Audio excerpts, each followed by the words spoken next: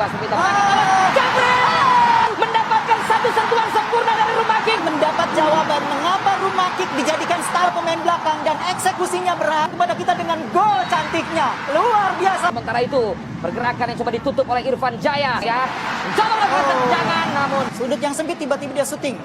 Ya meskipun dari Yudo jam. Yudo mencari ruang, ada sang kabungkus. iya, ini luar biasa kombinasi 3-2. Ini yang harus sering kita lakukan. Lihat sekarang di babak kedua dan langsung. Mungkin itu yang dibutuhkan Egy ya. Sudah 4. Timanyo. Iya, tendangan sekeras tadi dulu. Berbahaya. Tidak terkawal. 2 orang bahkan. Iya.